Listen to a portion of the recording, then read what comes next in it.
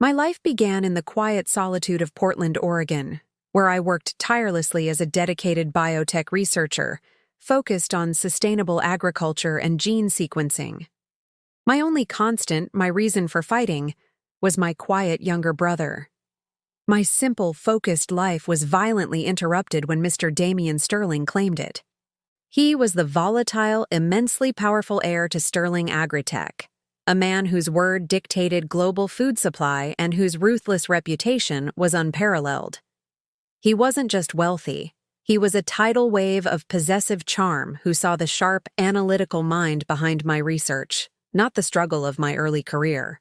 This is my Damian, the brilliant, reckless visionary of the biotech world, I would whisper to myself, clinging to the desperate hope that his fierce, consuming focus was true love, not just another corporate takeover.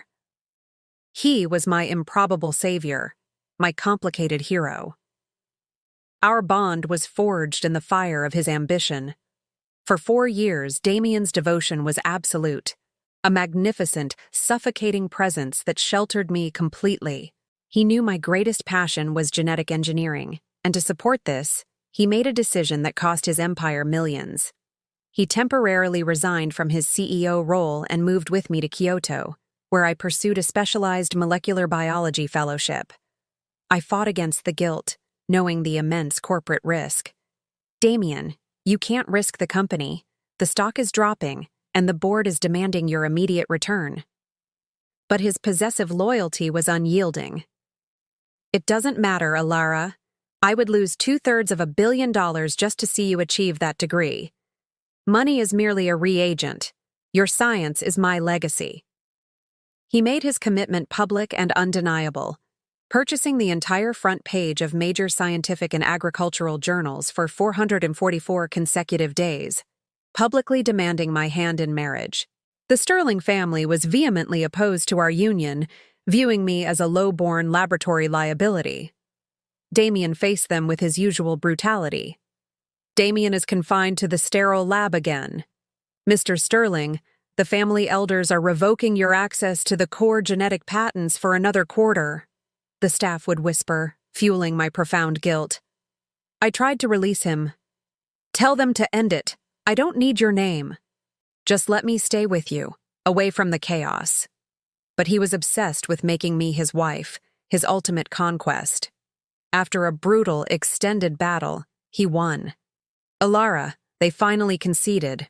We are getting married, he roared, his voice thick with triumphant exhaustion. I promised you a life where you could solve any genetic problem. It's yours now. I genuinely believed our happy ending was secured. The darkness consumed our story just 6 months ago with Vivian Thorne, a sharp, ambitious patent lawyer who handled Sterling Agritech's highest-value intellectual property. Vivian quickly became Damian's new, consuming obsession. The atmosphere in our home turned suffocatingly cold. Darling, you're becoming illogical. You know I demand absolute cold data, he'd say, the affection replaced by professional scrutiny. I tried to understand his new connection. Damian, what was discussed with Vivian regarding the new genome sequence filing? Vivian, the master manipulator, had staged a dramatic withdrawal, cutting off all professional ties to make Damian chase her. His paranoia centered instantly on me. Damian, I swear I didn't interfere with Vivian. His face was cold, his mind closed. You are questioning my choice of counsel, Alara. My younger brother, Leo, was my one fragile lifeline. He suffered from severe neurodegenerative disorder and atrophy since childhood 7 years ago, requiring constant specialized physical therapy and complex mobility equipment. Damian had secured his exceptional care, a fact he now ruthlessly exploited. Don't touch Leo, he's all I have. Please, you must believe me, I never saw Vivian. His response was chillingly cruel. Vivian's legal insight is now my absolute priority. He gave me a chilling ultimatum, a countdown against my brother's fragile life. Darling, 20 seconds remaining. You know Leo's mobility harness will fail in 60 seconds without immediate manual override. You are my asset, Alara, and Vivian is my strategic counsel, he stated, asserting his absolute ownership. Confess what you told her to make her quit the patent filing. The injustice was a physical ache. Damien, I haven't seen her since the last science summit. Why do you choose to believe her lies over my loyalty? His rage was absolute. My time is over. Leo is at risk. 10, 9, 8, 7, stop, I'll talk. I admitted the soul-crushing lie. I told her to respect our marriage and cease all professional contact. His reaction was pure dominance. You disobeyed my direct orders. Remember who controls Leo's critical treatment. Vivian, the calculated lawyer, played the victim perfectly. Mr. Sterling, Ms. Thorne is highly distressed. She's doing pro bono work for farmers fighting corporate monopolies, offering her expertise for free, his staff reported. Vivian, despite her documented history of impulsive resignation and emotional instability, was, in Victor's eyes, the epitome of ethical integrity. The more she resisted him publicly, the more obsessed he became. Ms. Thorne claims your wife harassed her at the legal clinic. She refuses to return to Sterling Agritech, the legal team warned, ensuring I was painted as the volatile, jealous wife. The final, agonizing destruction of my spirit came with the loss of our child. Damien, the pain is overwhelming. Mr. Sterling, call a doctor, I screamed, the premature labor gripping me. Confine her to the cryovault for a full 24 hours of silence. Yes, sir, he commanded, his voice utterly devoid of human kindness. The head of security, Mr. Hayes, pleaded with him. Mr. Sterling, she's hemorrhaging badly. She is losing the baby. Damien's response was definitive. How dare she get pregnant without my express authorization? Do not call emergency services. This child was an unauthorized complication. Leave her where she is. My final, desperate screams were swallowed by the soundproof walls. My baby! Please don't let me bleed out. Save our child. The guards were impassive. Ma'am, Mr. Sterling's orders are final. You must remain confined. All I had ever wanted was a child, a legacy of our own. Now, he was sacrificing it for his ego. You locked your pregnant wife in this cryovault to die. The cold, agonizing silence that followed the loss was the epitaph of my love. Damien, the baby is gone. I don't want you.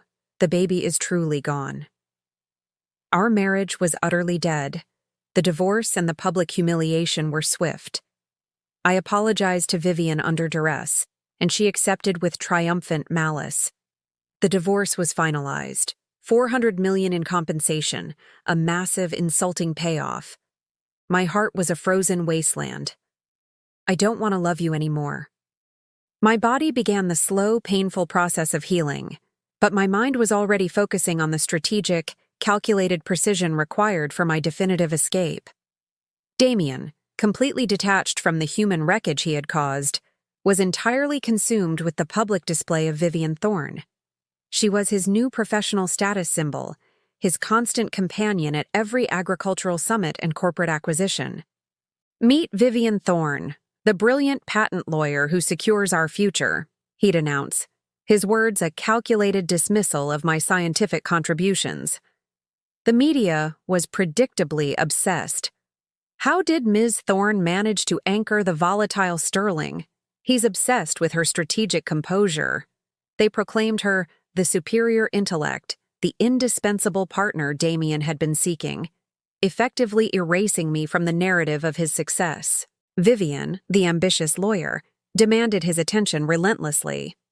Damien, look at this new patent application I drafted. Revolutionary. And this risk assessment matrix, too, she'd boast. Damien's fixation was now centered on her emotional volatility, which he pathologically reframed as the fragile complexity of genius. He poured massive funds into specialized psychiatric teams, all to no avail.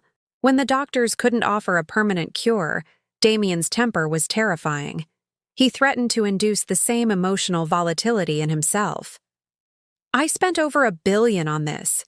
You can't even stabilize a basic emotional disorder? You're all incompetent, he roared. Vivian, The master of calculated calm would soothe him. Damien, please. It's my burden. You've done everything. If they can't cure your instability, I'll force myself to endure the same mood swings so we can be equally afflicted, he vowed, his possessiveness twisted into a shared dark madness. I understood then that his love was terrifyingly generic and interchangeable. 7 years ago, when my brother Leo was diagnosed, Damien had hired the world's best physical therapists and neurologists to stabilize him. But unlike Vivian, Leo remained critically dependent on his treatments. I was finalizing my plan, determined to free both of us from the Sterling cage. Leo, I'm leaving. I can't take you with me, but I'll make sure you are safe, far from his sight. I had to accept that Damien was not my savior. He was the orchestrator of my destruction. Just a few more hours, Leo. Then we will both achieve absolute freedom. My plan for erasure was comprehensive and non-negotiable. I had secured a new identity and planned to vanish in less than 24 hours. I auctioned off every single gift, every rare genetics textbook, and every piece of specialized laboratory equipment he had ever given me. Transfer the deed for the Hawaiian research facility back to Sterling Agritech immediately. I was meticulous. Everything here belongs to Damien, and it all goes back. It's time to become completely untraceable. The small greenhouse where he proposed, surrounded by glowing experimental plants, was utterly meaningless. I burned a fragile, hand-drawn diagram of a new, drought-resistant genome I'd been developing, the one he once pretended was his greatest scientific discovery. No point keeping these relics of a lie. The heavy gold microscope he gave me, used for 4 years, was the last item. It symbolized a lifetime of false devotion. Damien discovered my purge during the final minutes. "What are you burning? Nothing worth your attention," I lied, my voice steady. "Where is the master key to the seed vault I gave you?" he demanded, the highly sensitive intellectual property he now wanted for Vivian. "Give it to Vivian. It's no longer my property." I agreed, the irony of returning his key to the kingdom palpable. "We're divorced. It's not mine to keep." I was leaving, and I needed my soul to be truly unburdened. Vivian, the final executioner, engineered a public, career-defining spectacle at a major agricultural ethics conference. "Damien treats you so well, showering you with awards. Don't be jealous. Soon I'll control all the genetic patents you forfeited," she hissed. "Vivian, we are divorced. Why are you still here? Damien has no use for you now. Stop being pathetic." I walked away, but she pursued. "I'm leaving. Stop the pretense. You never returned that master key." She claimed her final prize. "I took what belongs to me. Alara Rhodes, I won't let a discarded scientist ruin my legal career." "What are you doing?" she shrieked, executing a flawless dive down a massive glass-walled staircase. "She attacked me. She would rather destroy the key than give it to me. She threw herself down the stairs to frame me." She wept, the perfect victim. Damien, utterly convinced, only saw my jealousy. "Security, attend to Miss Thorne immediately. Vivian, my brilliant asset. I'll resolve this." He turned on me with cold fury. "Alara, why are you so predictable? I warned you not to challenge Vivian. Why can't you simply obey me?" My truth was instantly irrelevant. "She's lying. She injured herself," I insisted. "You always defy me. You won't admit your jealousy. Fine. You know the consequence? Family discipline." I reminded him of his own pain. "Damien, you chose the rod over abandoning me." He was punished severely by his family. "I will marry her, grandfather. I will never marry another woman," he had declared. Now, he was the executioner. "Damien, what did I mean to you?" I asked, my voice barely a whisper. He simply ordered me to apologize to Vivian. A former research lead offered the final, cold wisdom. "Mr. Sterling needs total scientific submission. If you want to stay, you must be his compliant asset." I understood the dynamic. Damien was a controlling, narcissistic patriarch. I was his puppet. Vivian was simply a more polished, current version of the compliant mind he demanded. The only thing left to do was leave the stage, permanently. If you've followed Alara's devastating journey, through the loss of her child, the fear for Leo and the constant, crushing psychological warfare, you know this story is about the immense battle to save your soul from a love that tries to own you entirely. Her final, quiet decision to choose herself over his billions is the ultimate act of heroism. If Alara's resolve to walk away, leaving his fortune and his madness behind, resonated with the quiet strength in you, please don't let this moment pass in silence. Stop scrolling, tap that like button, and hit subscribe to join our community of survivors. More importantly, I want to hear your voice in the comments. If you had to write a fictional ending for your own hardest chapter, what one character, like Vivian or Damien, would you erase completely to find peace? Let's connect through our stories and turn our pain into wisdom. Your honesty is what keeps this channel alive. Thanks sincerely. My departure was not an act of emotional desperation. It was a strategic withdrawal executed with the cold precision of a scientist. I spent 9 days finalizing the logistics. I had already secured the $400 million and immediately allocated the vast majority of it to a cutting-edge, specialized neurological and physical therapy center in remote New England. My focus was entirely on my brother, Leo. I established a permanent, fully funded trust for his continuous medical care, covering all his complex mobility and neurodegenerative needs. My instructions to the facility were absolute: a high-security, completely anonymous transfer, and verifiable secrecy from any and all entities connected to Sterling Agritech. With the funding secured and the transfer scheduled, I made my final clandestine trip to the Sterling compound. The moment I arrived, I was intercepted by Damien's brutal security detail. "Ms. Rhodes, Mr. Sterling has issued a new order. You are strictly forbidden from the therapy wing." I knew instantly. Damien was moving to exploit Leo's vulnerability. A desperate, terrified nurse managed to slip me a note. "They are trying to seize Leo's specialized mobility chair and harness. Your brother's life is at risk."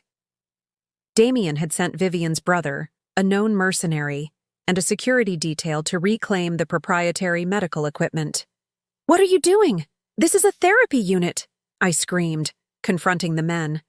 "My brother-in-law, Mr. Sterling, wants this equipment. It is his property. Get out of our way," Vivian's brother shouted, his face contorted with malice. "No, please, he'll suffer irreversible damage." I fought them, throwing my body against the complex machinery. I shoved Vivian's brother hard, sending him stumbling back against a stack of equipment. "You unstable maniac! You assaulted a family member! This equipment belongs to Damien. If you want revenge, go fight him," they snarled. The final, fatal blow was delivered. The mobility equipment and specialized supports were forcefully disconnected, causing immediate, catastrophic system failure. "Damien, make them stop! Save my brother!" I screamed, the sound of my desperation swallowed by the sterile room. Doctors rushed in, but the damage was irreversible. The paralyzing shock of that moment was a cold, absolute silence that transcended all my previous trauma. "Leo, my sweet brother, I should have protected you better. This is my fault. I regret every minute I wasted trying to be his wife," I whispered, holding his small, cold hand. "Leo, I'm taking you home. We're going to be free." I quickly arranged the necessary documents for his cremation. His death was the final price paid for my absolute freedom. His suffering became the catalyst for my liberation. I arranged for a simple memorial for the life we would never share, but I carried his favorite worn-out plastic seedling tray with me. "Leo, I won't leave you. You were always my anchor. Now you'll travel with me." His passing meant Damien had no leverage left to control me. My final conversation with Damien was brief and terrifyingly calm. "Love, just be patient. Once I finish this hostile takeover, I'll make everything right, he purred, still convinced I was his trophy wife. He tried his last empty threat. You need to be compliant, or your brother will suffer the consequences. My voice was a monotone of truth. My brother is gone, Damien. You have nothing left to threaten me with. I have nothing to lose. His denial was explosive. If you behave, no one will suffer. Where do you think you're going? You cannot leave me, Alara. You cannot exist without me.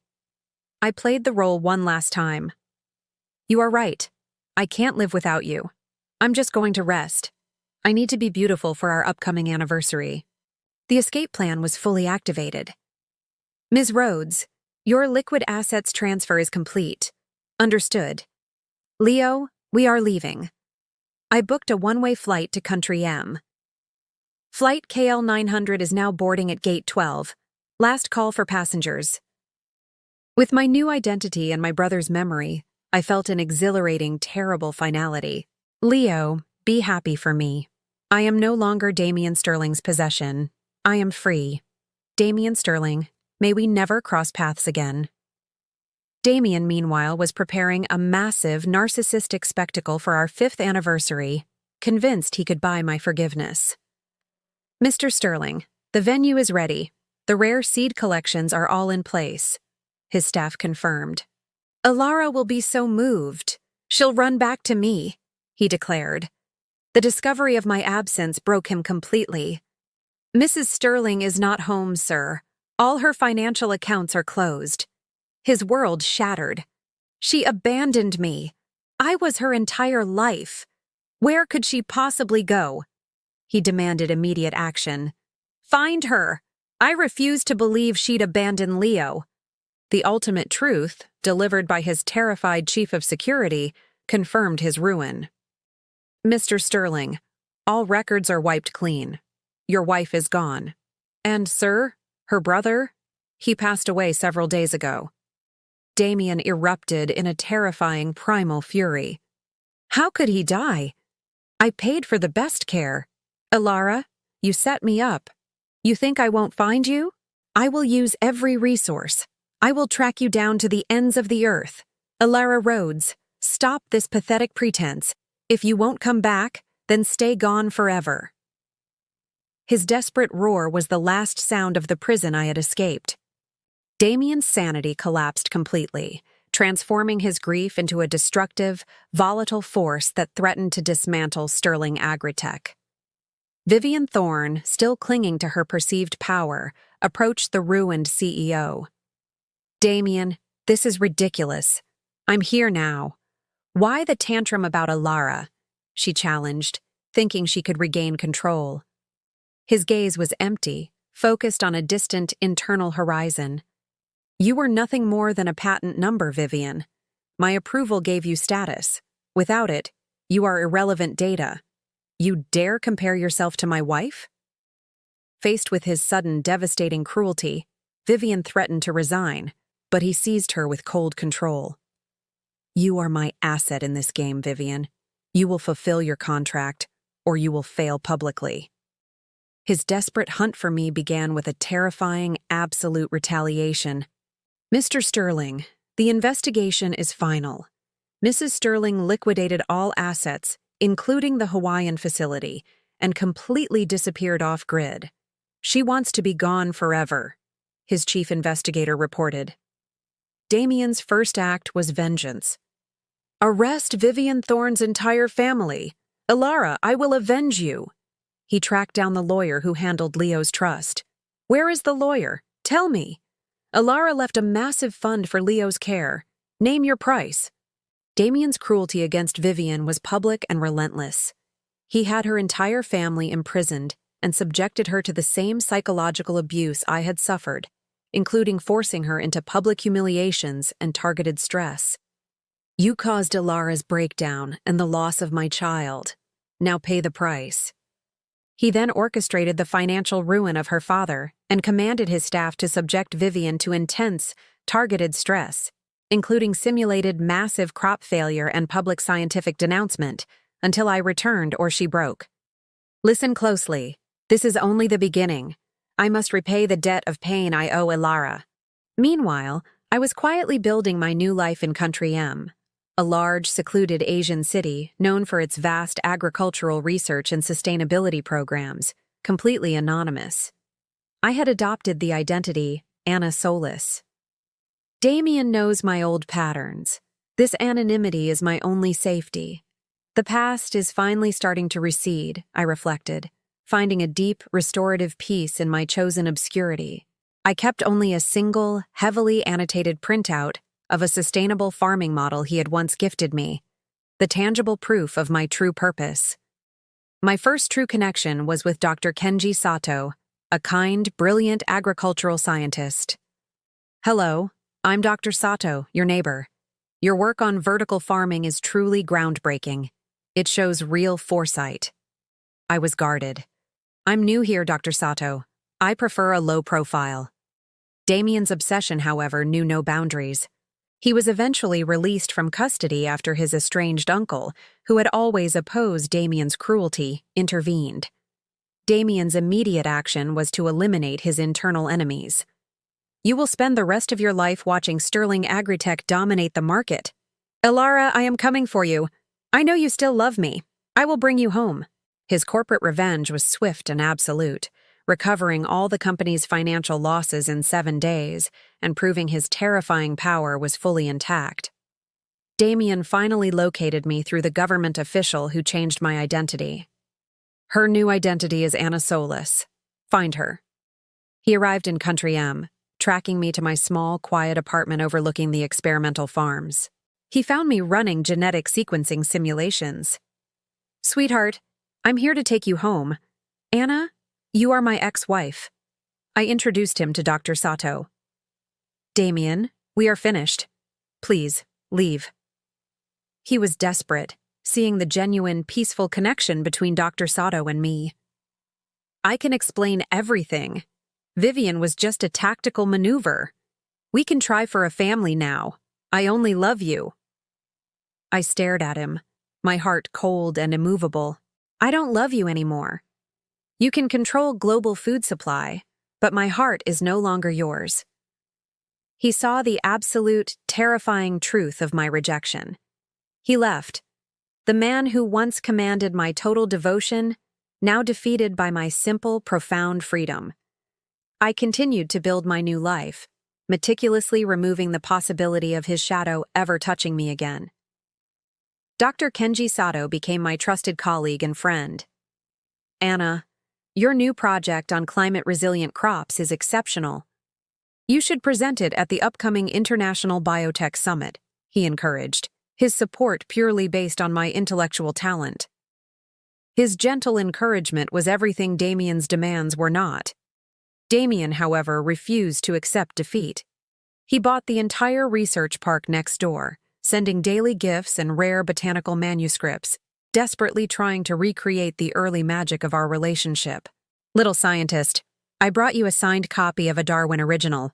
We are neighbors now. I'll bring you treasures every day. I remained completely unmoved. Damien, stop wasting your time. Your gifts mean nothing. I stopped loving you a long time ago.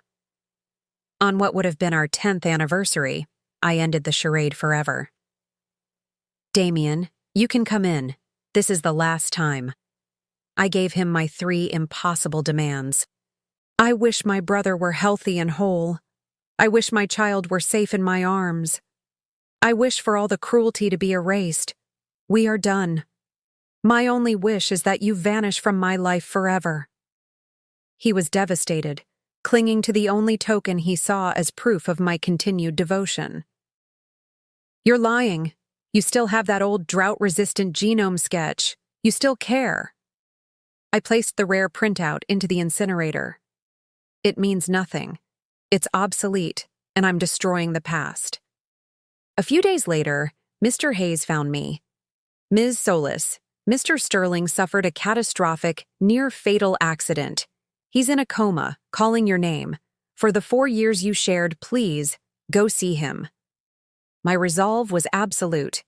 I am not Mrs. Sterling. I will not give him false hope. His fate is his own. Damien, upon briefly regaining consciousness, received the final devastating intelligence. His uncle and Vivian had orchestrated the latest accident and financial scheme to seize control. Damien, in his final conscious act, signed his last will, transferring all his assets to me.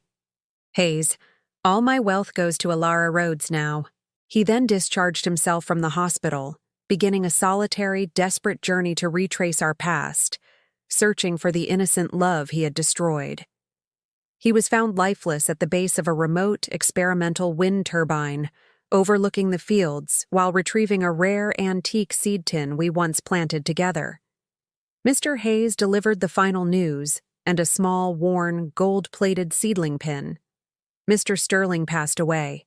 He left everything to you. He wished for you to create a foundation for ethical biotech research and global food security, in your name. My final words were whispered to the quiet air, the words of a survivor who finally won. I will honor the Foundation's purpose. Rest in peace. May we never cross paths again. My peace was complete, secured by the terrible final price of the man who had loved me, tormented me, and ultimately died trying to buy back the love he had thrown away.